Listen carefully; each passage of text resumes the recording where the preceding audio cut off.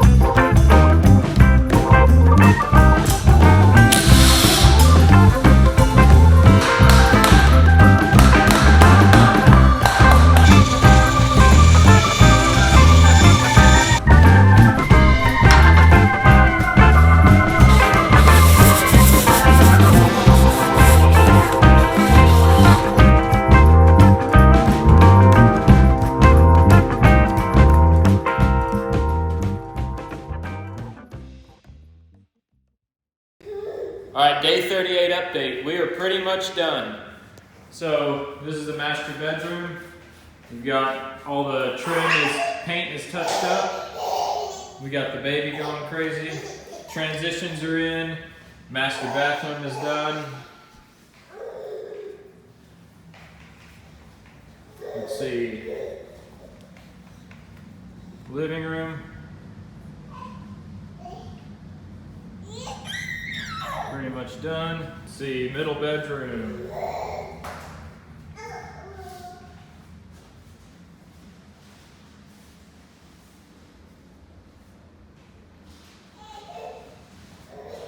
Back bedroom.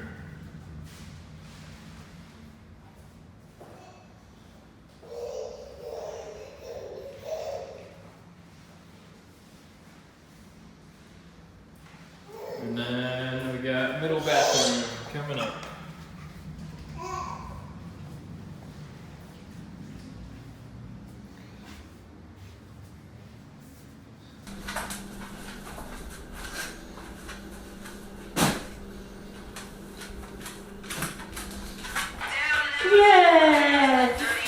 Whew, I don't know about you, but that made me tired again. But where else can you put in some manual labor, some time, and make over $1,000 a day? Now, the $40,000 increase to our net worth is fantastic, but that's only one facet of a real estate deal. Whoa, hold on, Ignacio. Where did you get $40,000 from? Come on, did you pull that out of thin air? Hold on, yeah, let me break it down for you. So, our purchase price was $146,000. $7,300 was in the form of a down payment, and then $138,700 was in the form of a loan. Next, we have closing costs of $4,250, escrow reserves and funding of $3,080. This is debatable whether or not we should include it, but we're going to go ahead and include it for clarity because this is just going to pay for insurance and taxes, which the rents will cover, but the lender requires some reserve amount for a variety of situations, but it's included nonetheless. So next is our remodel cost of $19,403. So now if we total all these numbers together, we get $172,300. And the squirrels and my dog are not having it right now. I'm sure you can hear it. Anyway, ignore that. Let's focus on the numbers. So with current market conditions, we could sell and list this property for $230,000 or potentially even higher. But because we like to be conservative with our numbers, we're going to assume a resale value of $215,000. So if we take $215,000 minus our investment of $172,733, we get an equity of $42,267. That's where the $40,000 came from. So another thing to mention here is that we could easily sell this property and tap into that $42,000 profit. But if we do that, we'd only be getting paid one time for all our work, all our labor, all our efforts, and in this market it's difficult to find deals. So we'd be giving away a decent deal because even at $215,000, somebody could turn around, rent this, and make a little bit of money. Granted, their numbers wouldn't be as high as ours because they paid a lot more, but it would still be a great rental nonetheless. So what we want to do is hang on to the property so we could tap into the more powerful aspects of the deal. The cash flow is great. The $40,000 is great, but in all honesty, that's a pretty small profit. If you were a flipper, I think it'd be perfect, but that's not the business we're in. We want to hold these properties and then capitalize on that growth over time in the appreciation, the debt pay down, and all that we'll get into next. So we have three other profitable aspects to the deal. They are cash flow. This is what's left over from the rents after paying our mortgage and saving for all our future expenses. With enough properties like this one, cash flow is what will eventually give us the financial freedom to retire early. Debt pay down. This is the portion of our rents that go towards paying down the principal balance of our loan. And then finally, appreciation. This is the increase in the property value over time. So now let's break each one of these down. So for cash flow, on this property we expect a rent of $1,795 a month. Our mortgage, taxes, insurance, and PMI are only $1,015 a month. And then our projected future expenses are 10.6% of the monthly rents. We calculated this figure using the property-specific details in our custom spreadsheet. This totals $190 a month. So after these two items, our total spendable cash flow is $589 per month. Now the next category of debt paydown gets a bit tricky. This is because the amortization structure in modern mortgages actually gets better for me as a borrower over time. On year 1, the paydown totals $2,872.69. On year 5, it totals $3,383.47. And then on year 20, it totals $4,819.23. As you can see, the longer you hold on to a property, the higher this day paydown goes annually. But the key point here is to understand that the mortgage will get paid off by the rents over time. As long as we maintain the property and keep our property in great condition, it will continue to provide for us and help in building our wealth long term. Finally, appreciation.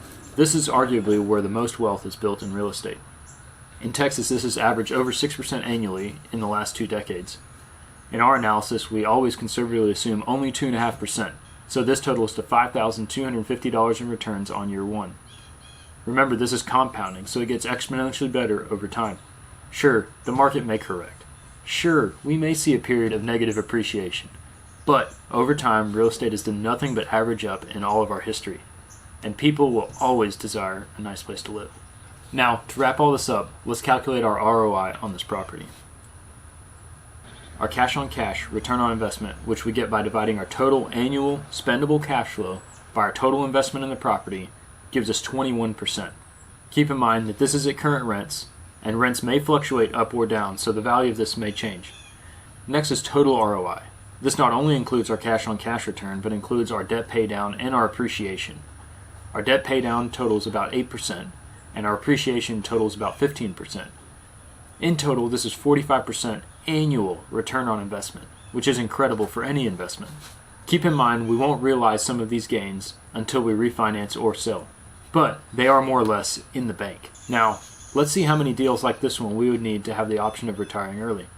First, take your fixed monthly living expenses. This is the mortgage or rent for the house you live in, your car payments, your insurance, your groceries, your phone bill, anything that's fixed. For us, this is right around $2,200 a month. Add that to your average monthly entertainment or leisure expenses like vacations, shopping, going out to eat, things like that. For us, we budget $1,000 a month for this category. Now divide this number by the total spendable cash flow of this deal. So $3,200 for us divided by $589.85 gives us 5.42 properties. So let's round that up to 6. So with 6 properties, we can maintain our lifestyle, but we have no growth. So you want to hold off on retiring early just quite yet. So because we don't want to live paycheck to paycheck, we want to continue growing our portfolio over time. As our lives go on, our expenses are bound to change, and we want to continue increasing our income and our net worth even through our retirement. So the next step is to figure out how many additional properties you want to acquire per year. Our goal is to acquire at least 2 properties per year. So we take 2 times our investment into this deal of $34,033.31 and divide that by our annual spendable cash flow, and we get 10 additional properties for continued growth. So if we add both these numbers together, we need to obtain 16 properties of similar caliber to this one and similar expense to this one to obtain financial independence and continued growth. Now keep in mind, after a few years, you should be able to buy 3 properties a year, and then 4 properties, and so on, due to the compounding nature of this income, assuming that our expenses don't increase while we're still trying to grow our portfolio. This is because every property we add, we should be getting another $580 or so a month in income. As long as we don't spend that on our lives, we can reinvest it. We also have the option of investing it somewhere else, but for right now, our focus is primarily in real estate. Eventually, we'll get to the point where we're satisfied with our real estate investment portfolio, and we'll begin investing all the excess income into something else, maybe another business or just some sort of paper investment. Why don't you calculate your financial independence numbers and let us know how many properties like this one you would need to become financially independent in the comments below. Alright, well that wraps us up. I hope you really enjoyed this video and found some value in it. Please don't forget to subscribe, hammer down on that like button, and leave us a comment.